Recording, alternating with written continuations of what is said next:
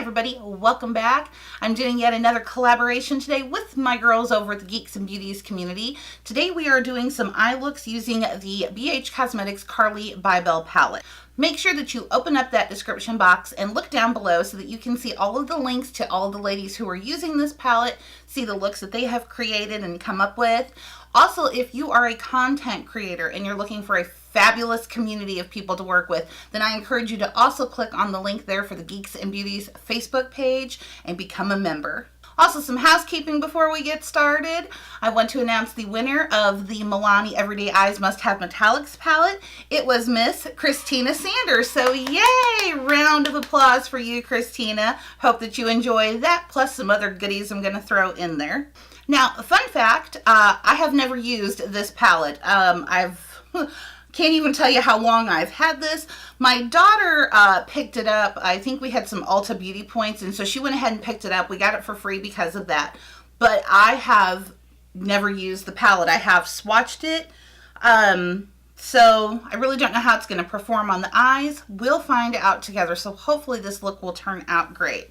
I'm not going to be using any of these bronzers. They all contain shimmer, though these two shades here, one of those two I probably will use for a highlight shade because it does look like a pretty highlight. So eyes are primed, let's dig in. So I'm going to dip into this shade up here. This looks like it's matte, kind of a buttery color. I'm going to use that to go ahead and set the primer and put down as our base so our shadows don't skip. Let's get my bangs out of the way, shall we? So there we have it with our base. Now I'm looking for something for transition. These are kind of deeper for transitions, so I think I'm going to mix a little bit of this third shade here with a little bit of this cream shade here. Kind of soften that up a little bit and use that for transition. One thing I am noticing, like right out the gate, you're gonna get some fallout. But that's okay. Just because you get fallout doesn't mean it's a bad shadows. My ABH Modern Renaissance palette falls everywhere. It's a fantabulous palette. So we're going to throw this here in the high crease for our transition. Well, now that I see that's not translating on the eye as near as dark as it is in the pan, so I'm just going to go ahead and take that full on to use for our transition color here. We're going to go ahead and go into the crease. We're going to go into this shade right here and put that all over the crease. Again, I'm just coating the brush here, not really packing it on too thick, just coating. Now I'm just taking a clean, fluffy blending brush, if I could talk today.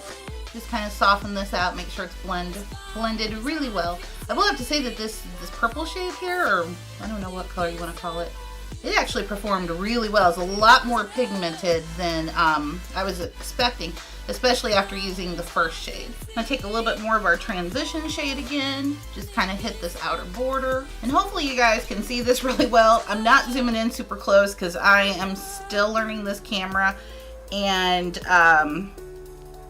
having some issues with autofocus and when I zoom in. So I'm gonna take this copper shade here, which is this one right here. Kind of, I don't know, it's kind of an interesting copper. We're gonna pack that all over the lid.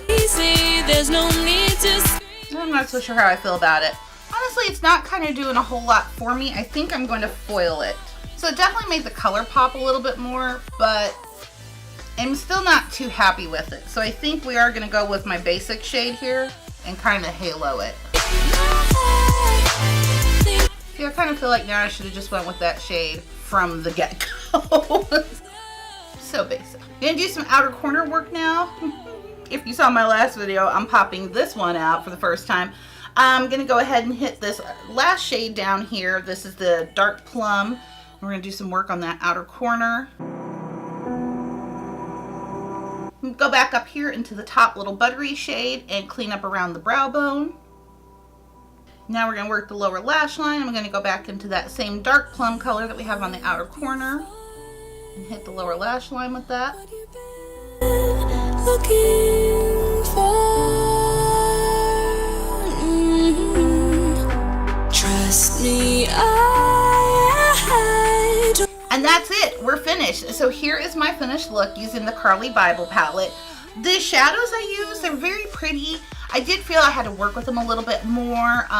They're just, some of them are kind of really pigmented, some of them are kind of lacking, but I really do like the color scheme. It's a color scheme I own 1,000 times over, I'm not gonna lie, but I really did like it, so it's not bad. So if you're lacking some colors like in this whole scheme of things, and this appeals to you, this is the original one.